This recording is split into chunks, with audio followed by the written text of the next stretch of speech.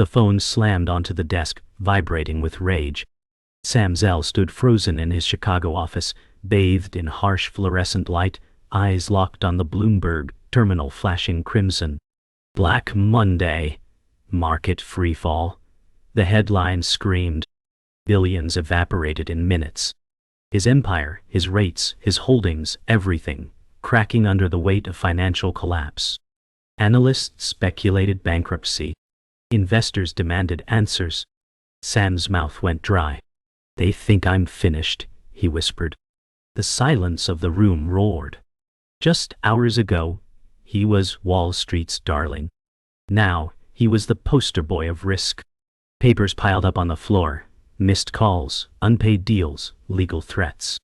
He picked up a picture of his father, an immigrant who fled Nazis and rebuilt from nothing, and muttered, "You didn't raise me for this." That was the moment. Not surrender. Resolve. This wasn't an ending. This was the beginning of war. Just 12 hours earlier, the sky above Chicago was calm. Zell stood on his penthouse balcony, sipping bitter black coffee, surveying the skyline he had conquered. "It's a good day to close," he muttered. The deal was massive, billions in assets switching hands. For months, he'd orchestrated a merger that would seal his dominance over American real estate. His legal team worked overnight, and now, victory seemed inevitable. His phone buzzed, Wall Street Journal headline, "Zell to cement his legacy." He allowed a smirk. But beneath that facade lay tension. His gut tightened, an old feeling, familiar and foreboding. Something wasn't right. Wind whipped his coat as the city below stirred awake. The empire he'd built brick by brick was ready for another crown jewel. He didn't know. His crown was already cracking. Storms were gathering. And the war had already begun. He just hadn't seen the first blow. "Cancel the signing." A voice cracked through the phone. Sam blinked. "What?" The legal counsel's tone was different, strained, fearful. "They're pulling out. Market's tanking. They just lost backing. It's chaos." Sam's blood chilled. His hands tightened on the railing. "No. We're too deep. It's over," the voice said. Silence. The city kept moving, unaware that a financial giant just tripped. The deal collapsed like glass under pressure. Zell, the grave dancer, the man who profited from others' ruins, was now watching his own structure buckle. In a single hour, his future blurred. He didn't curse. He didn't scream. He simply stood still, wind roaring louder than his thoughts. He whispered, "Not again." The memories of 90s recessions, the busts, the bankruptcies, they weren't lessons anymore. They were prophecies. And this time, he was the casualty. Back inside, Sam stood over the marble boardroom table. Empty chairs stared at him like silent judges. The contracts lay unsigned. His pen was still in the case.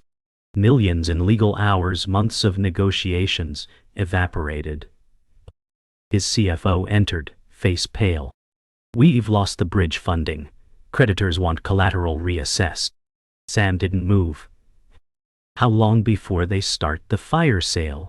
The CFO swallowed. "Hours." Sam nodded, gaze distant. "Then, we have minutes." This was no ordinary deal collapse. This was a chain reaction. As the man who built an empire by buying distressed assets, Sam now stood inside one. The boardroom, once a symbol of dominance, felt like a courtroom. And the verdict had been delivered, eerily. Every great empire ends. But not every king walks into the flames willingly. He walked to the window once more. The city didn't change. But he had. In this moment, Zell knew something few titans ever realized. The fall isn't when you crash. It's when the ground disappears beneath you, and you haven't noticed yet. The silence behind him was deafening. He stared out, hands buried in pockets, face stony. "They think I'll fold," he muttered. "They've never seen me bleed. A beat. Let's make this interesting." He turned from the window. 1,000 plans fired behind his eyes. He would not crawl. He would not beg. If the war had come to his doorstep, he'd meet it on the roof. The grave dancer hadn't danced his last. Not yet. The classroom was always a battlefield. Not in the traditional sense, with raised voices or flying fists, but in quiet whispers, judgmental eyes, and cold shoulders. At 12, Ava had already mastered the art of invisibility. She sat in the back row, where the light didn't quite reach, sketching worlds in her notebook that made more sense than the one around her. "She's so weird," Leah whispered to her friend, not knowing Ava could hear every word. But Ava didn't flinch. She pressed her pencil harder into the paper, drawing a hero with wings, someone who didn't need anyone's approval. It wasn't just school. At home, her father spoke in grunts, and her mother smiled more at the TV than at her. "You've got to stop living in your head," her older brother snapped one day. But Ava stayed silent, clutching her sketchpad like armor. She didn't fit in, but she was starting to realize she didn't want to.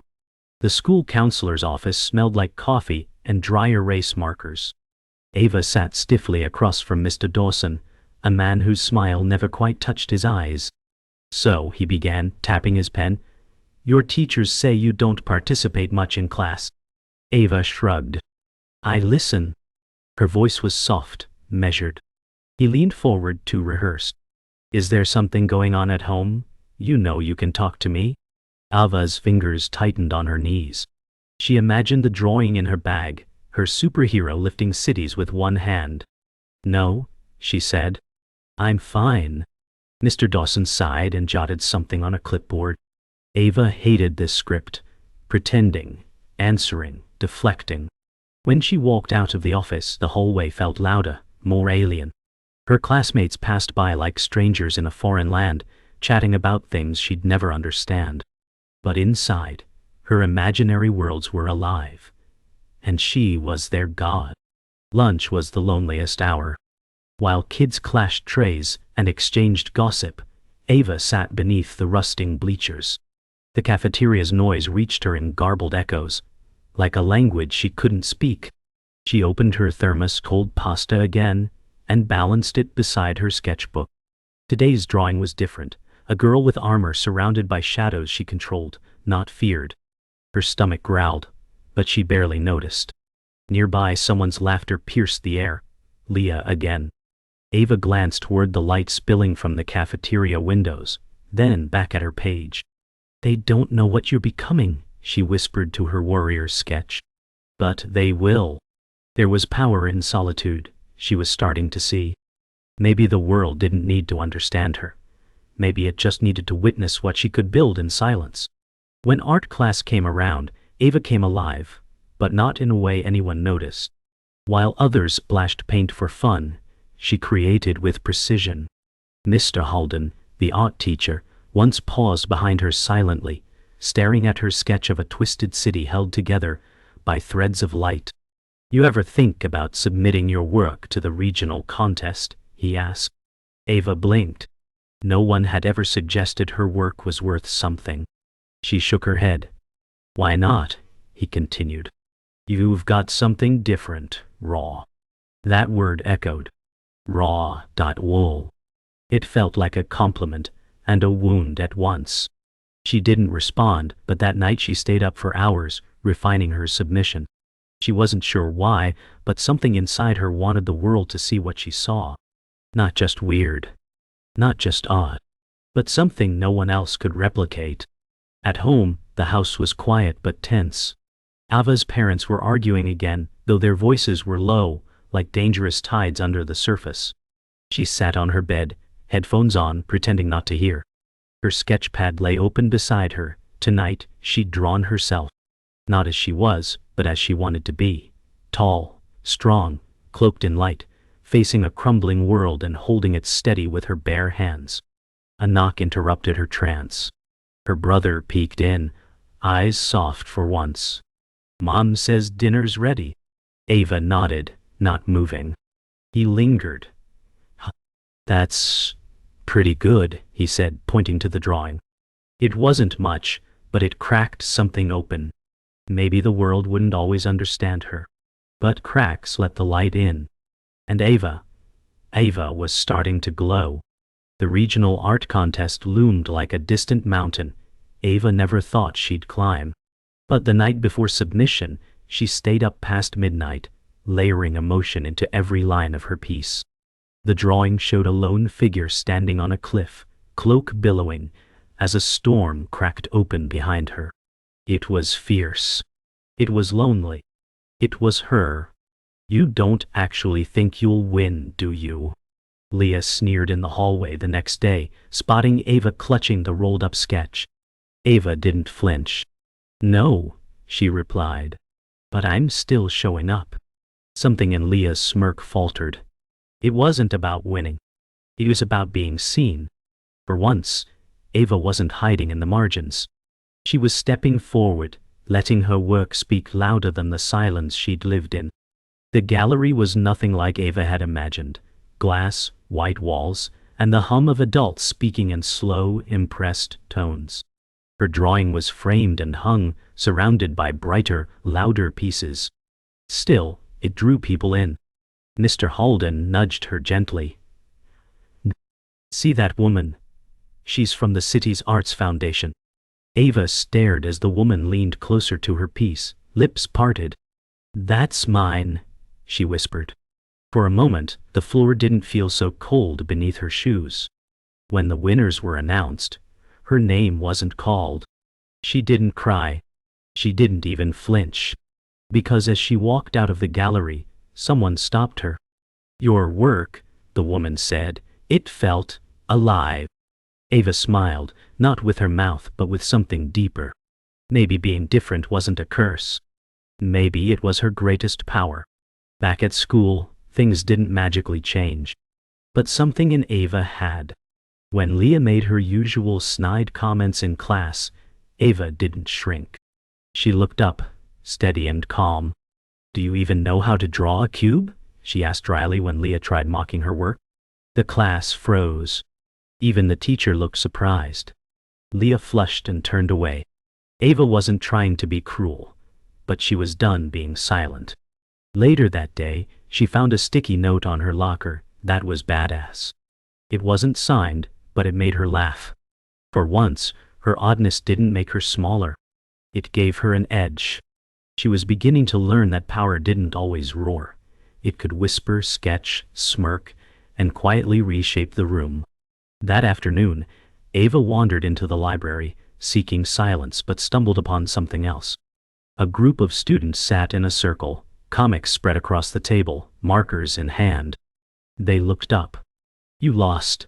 one boy asked, smiling. Ava hesitated. "No," she said. "Do you need help inking?" They exchanged glances. "You draw?" another girl asked, impressed. Ava sat down cautiously. The next hour passed in peaceful chatter, paper exchanges, and genuine laughter. For the first time she wasn't the only one with strange ideas, dark plots, or mutant characters. Here, odd was the norm. She didn't need to perform. She just needed to be. It wasn't friendship yet, but it was a beginning. And for Ava, that was everything. Later that night, Ava lay in bed, her sketchbook on her chest. The ceiling above looked different now, not just empty space, but possibility. Her drawing that night was simple. A girl standing at the edge of a forest, not afraid of the dark, but walking into it willingly. She wasn't just escaping anymore, she was exploring. The odd one out had become something else. Something undefined. The next day, she would return to school. Leah would still be cruel. Her parents would still be distracted. But Ava was changing. Quietly. Relentlessly. And her stories, those silent echoes on paper, were no longer hiding her. They were introducing her to the world. One line at a time. It started with a message, a photo of Ava's sketch taped to the wall, defaced with crude doodles and captions, "Freak Queen." It spread faster than fire. By lunch, students were whispering, snickering, turning phones away when she walked past. Someone had stolen her drawing from the library comic circle. Her hands trembled as she opened her locker, where a crumpled copy had been shoved through the vents. Her face burned. Ava didn't cry. She locked her jaw and walked out. The hallway blurred. Why would they do this? She whispered under her breath. But she already knew. Because she dared to share. Because she stopped hiding. That night, she didn't draw. She lay in bed, her sketchbook untouched for the first time in months. Silence pressed against her like a weight. The voice in her head whispered, "They were right. You'll never belong." The comic group met without her. She saw them from afar in the library, laughing, the very space where her art had once felt safe. She approached slowly, but the laughter stopped when they saw her. One girl avoided her eyes. "We didn't mean for it to get out," a boy muttered. Ava stood still, heart pounding. "You let them take it," she said, voice brittle. "You laughed with them." No one answered.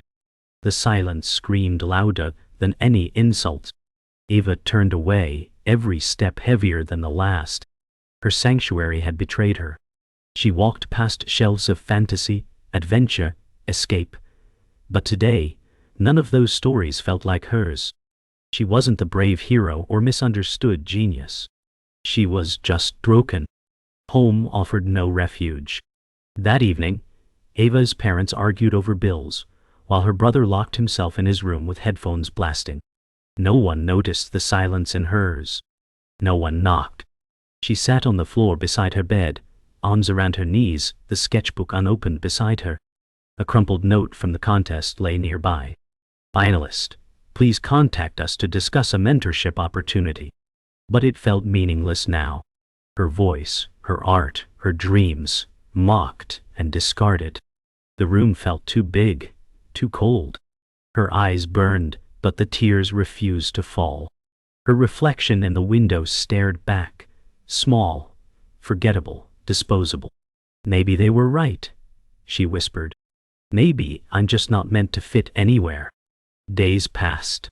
Ava moved like a ghost, quiet in class, silent at lunch, invisible in the halls. The fire that once danced in her fingers when she sketched was gone. Even Mr. Halden noticed. "Haven't seen anything from you lately," he said gently one day. She just shrugged. "Not much to say." He paused, his eyes kind but searching. "You always had something to say, even when you didn't speak it out loud." Ava looked away. That night, she found herself staring at a blank page for hours. The pencil hovered, then dropped. Her hands had forgotten how to create. Or maybe they just didn't believe in it anymore. The silence in her room echoed louder than any cruelty. For the first time, Ava considered giving it all up. Not just art, but the dream that she could ever matter. Then, quietly, came a whisper of change. A single envelope slid under her door. No name, no signature. Inside was a photocopy of her defaced drawing, restored. The graffiti erased, the pencil lines retraced with care. On the back, a message scrawled in unfamiliar handwriting. "Don't stop that. You see things the rest of us miss." Ava stared at the paper, heart trembling. Who? Why? It didn't matter. For the first time in days, her fingers twitched toward her pencil. Not with certainty, not with fire, but with the tiniest flicker of belief. Maybe she wasn't alone. Maybe one person, just one, had seen her truth beneath the noise. And maybe, just maybe, that was enough to start again. The restored drawing stayed pinned above her desk like a fragile flag. Ava didn't know who had sent it, but each time she looked at it, the shame softened. One morning, without planning to, she opened her sketchbook. Her hand hesitated, then moved. It was messy at first, hesitant strokes and unsure lines. But it was something. She drew a girl sitting in rubble, surrounded by ghosts. But her hand was raised, building a tower from the ashes. It wasn't strength, not yet. But it was motion. Later that evening, she whispered to her reflection, "Maybe I don't need to be normal." The words felt strange, but oddly right. Maybe oddness wasn't something to hide, but something to wield. That night, she fell asleep with charcoal on her fingertips, and the tiniest smile tugging at her lips. Days later, Ava returned to the library, not with expectation, but curiosity. The comic group was smaller now. Leah wasn't there. The boy who once mocked her looked up. "You back?" he asked. Ava nodded. "If that's okay." He gestured to an empty seat. "It's more than okay." This time, no one stared or laughed. Someone passed her a new sheet. "We're working on a new issue. Want to help?" The words loosened something inside her. She wasn't sure she trusted them fully, but she no longer needed to. She belonged to herself now. Their welcome was a bonus, not a lifeline. Ava smiled as she picked up a pen. "Let's make it weird," she said. And for the first time they laughed with her, not at her.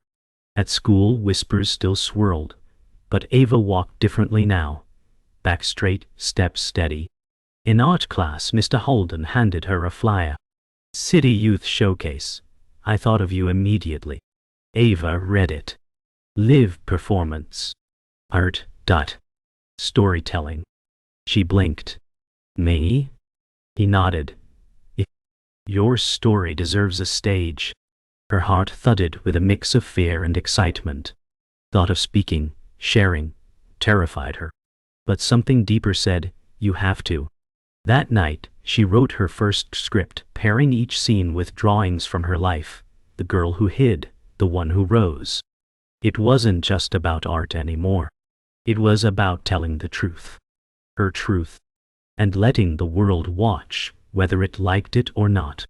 The rehearsal room was bare. Just a microphone, a spotlight, and a chair. Ava stood at the center, her drawings projected behind her. Her voice shook as she began. "I used to believe being different was a flaw. Now I know it's a gift." The room was empty, save for Mr. Holden, but it felt like the most vulnerable performance of her life. Her knees trembled, but her words held. Image after image appeared behind her, drawings of darkness, loneliness, defiance, light. She didn't apologize. She didn't flinch. When it ended, she was breathless. Mr. Holden stood and clapped once, slow and proud. "That," he said, "is how you change the world."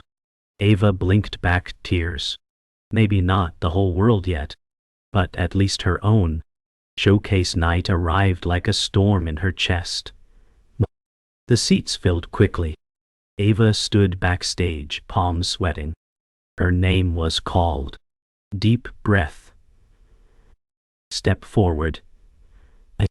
The lights hit. She blinked but didn't run. Her voice cracked at first, but steadied. Her story unfolded, drawn, spoken, lived. In the crowd, she spotted her brother, leaning forward, eyes wide. Her mother wiped a tear. And Leah, silent in the back row, unreadable. None of it mattered. Ava had arrived not to win, not to prove, but to be. When she finished, the applause rose slow, then strong. She didn't bow. She stood, let it wash over her, and smiled. The odd one out was no longer invisible. She was undeniable. News of Ava's performance traveled faster than expected. By Monday, students whispered her name with something different.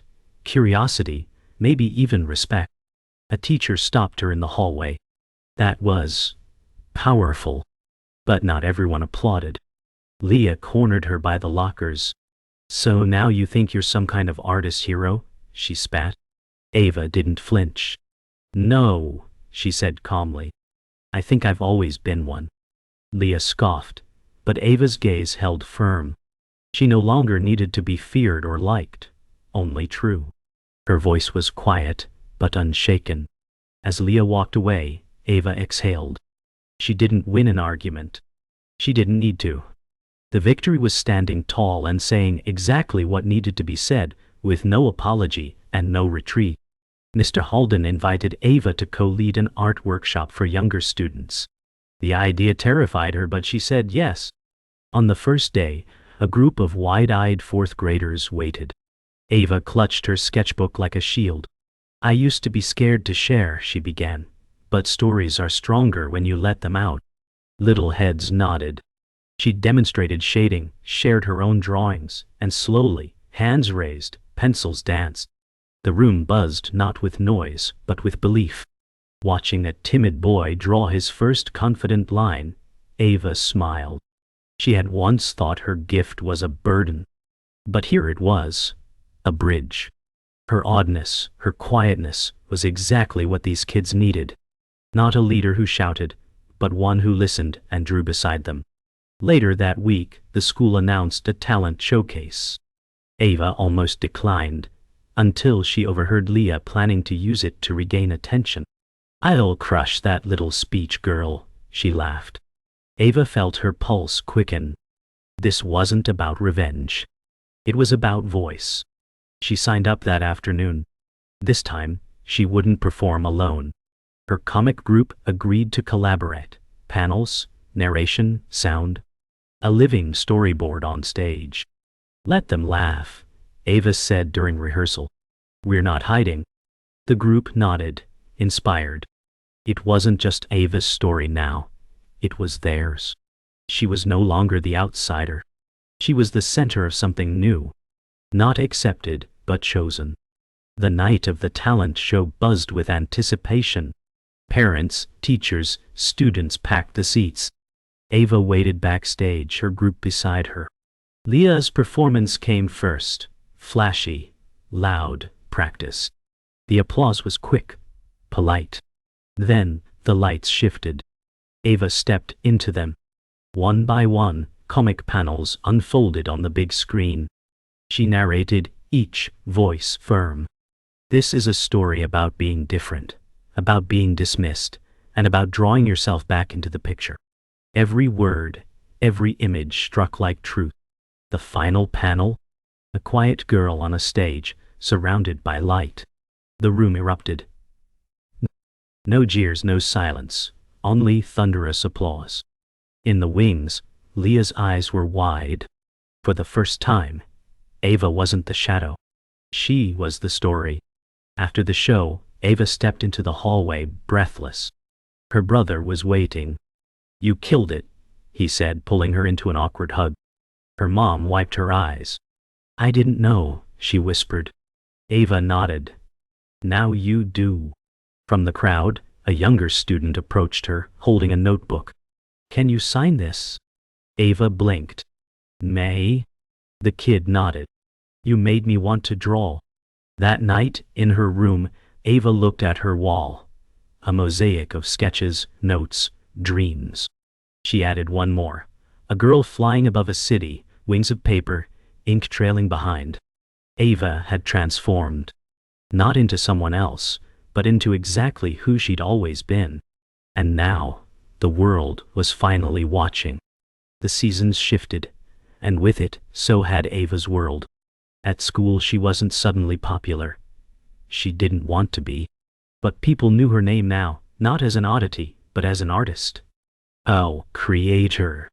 One afternoon, a teacher hung a student mural in the hallway. Ava stepped back to admire it. It was hers.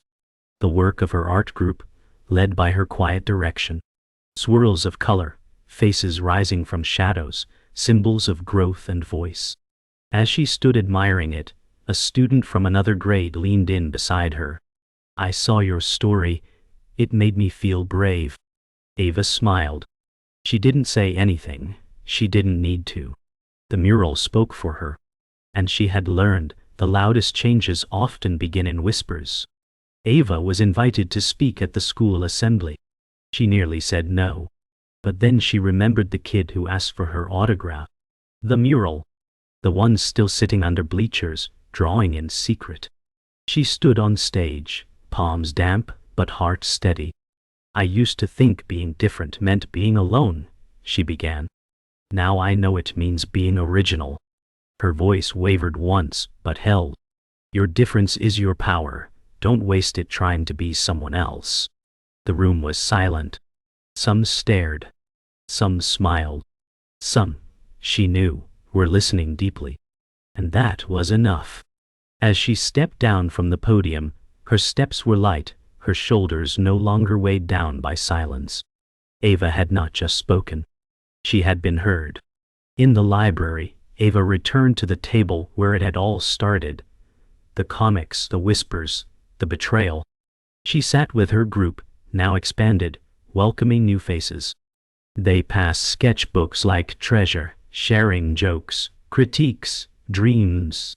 A new girl hesitated at the edge of the circle. "I'm not really good," she said. Ava patted the empty seat beside her. "Neither was I. You'll get there." The girl smiled, slid in, and opened her notebook. The table erupted with energy. Ava quietly sketching, guiding, laughing. She wasn't above them. She was with them. Her place was not in a pedestal, but in the circle. The odd one out had become the one everyone looked to. And she led not with volume, but with vision. That evening, Ava sat with her family at dinner, something rare and oddly peaceful. Her brother talked about school, her mother asked about the next art show. Even her father, usually gruff, murmured, "That mural looks strong, real strong." Ava blinked. "Thanks." It was a quiet moment, but rich. She didn't need fanfare. She just needed to be seen. After dinner, she went to her room and looked at her sketch wall. Dozens of pieces, some joyful, some dark, all hers. She pinned a new one, a circle of hands holding a light. Her light. It had never been broken, only buried. And now it shone, not because it was loud, but because it was hers.